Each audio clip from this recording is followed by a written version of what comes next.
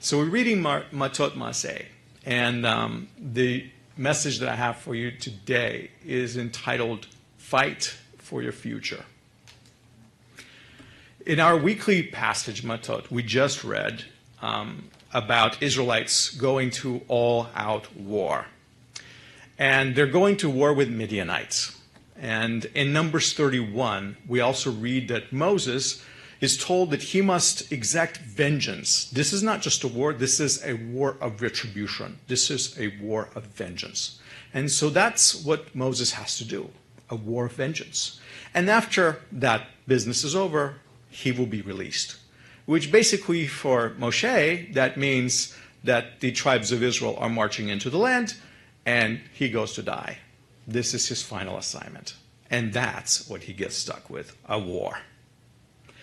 Ancient rabbis said that this act was placed upon the shoulders of Moshe just before it was time for him to die, perhaps because he was not the one to stand up for the people at the time of this rebellion of Israelites. It was Pinchas, the one who stopped the plague, not Moshe. So the rabbis say that's why he gets to now one more task to do before he dies.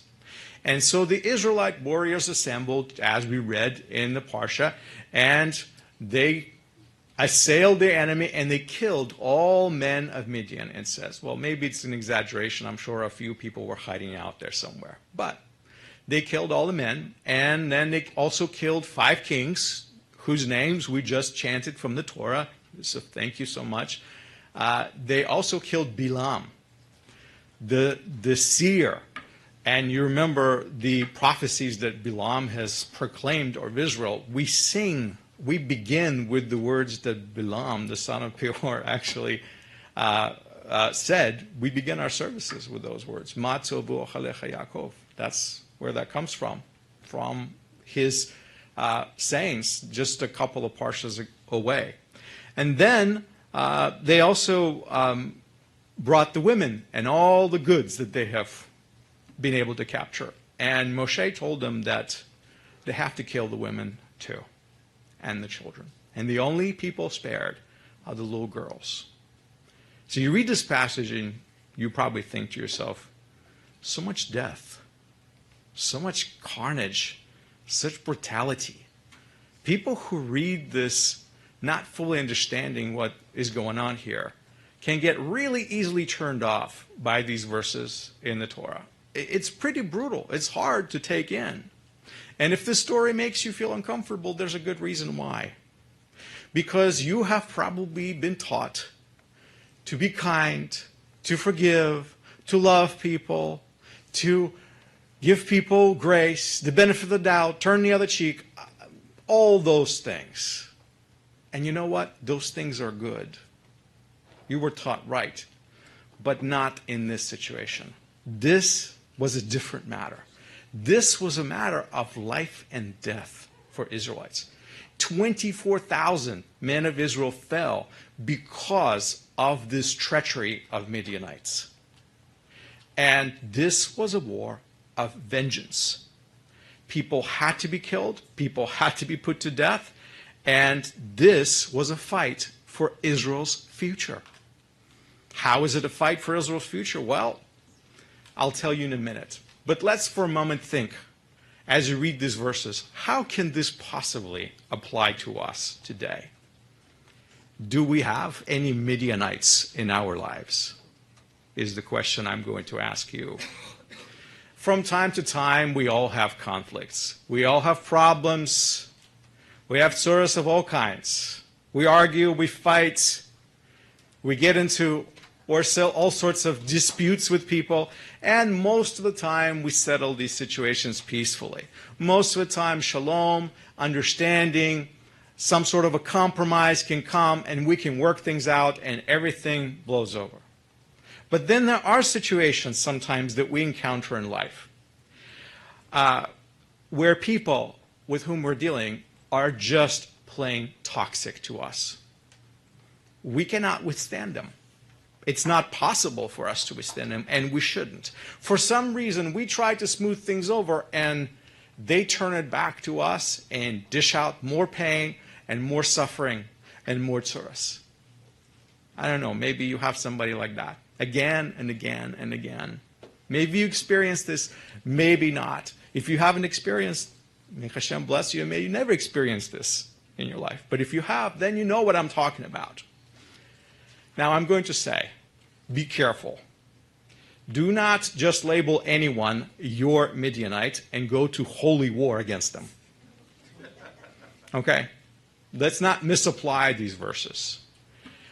That's not what Hashem is trying to teach us. Just because somebody is fighting with you, and just because they're bringing out the worst in you, that doesn't mean that they're Midianite, they're your Midianite, and they deserve to be wiped out from the face of the earth, as we read in this parsha. Maybe you're kind of part of the problem and making this fight worse. Maybe you're part of this situation. So don't just quickly say, all right, these people deserve to be wiped out. It's not like that. Sometimes we're the ones who stir up strife just as much as the other party. What is important for us to understand is what Midianites did. They led Israel astray away from Hashem. And if there is somebody in your life that has that effect on you, if there's somebody in your life that is doing this to you, this will probably happen again and again and again. And that's why you have to fight for your future, just like Israel did.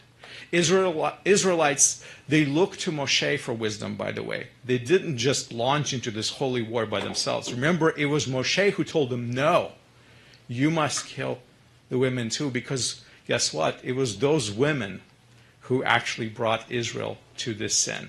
And so, yes, it's a brutal story, terrible situation, but we have to understand this was a fight for the future of Israel. This war of vengeance, Israelites fought before they crossed over to Canaan, which became later the land of Israel. They did this before so they wouldn't have to fight this war later. Because Moshe, in his wisdom, knew very well that if those people stayed, they will once again bring Israel into sin. And they will draw and drag Israel into idolatry. So that's why the command was given to have this war of vengeance. So to say all that, if you ever find yourself entangled with people who stand to bring you down spiritually, they cause you to sin again and again, if they lead you away from Hashem, perhaps you should follow the advice that Yeshua gave us, a very cogent, simple advice. He said, if your hand or foot causes you to sin, cut it off. Now, he didn't literally mean this. You understand. What we're supposed to do is we're supposed to end this kind of relationship. We're supposed to dissolve it. Yes, it's harsh, it's brutal, but that's what we must do. It's an extreme measure. If you know that Hashem promised you a bright future, as he promised to Israel, even through the words of Bilam, then you have to take extreme measures to protect that future and fight for the future. Hashem said that he will bless those who love him and obey his commandments. And there are people who are dragging you away from Hashem. You have to resist them. You have to fight the war. You have to fight for your future. Do not allow them to rob you of the blessings that Hashem has for you in your life.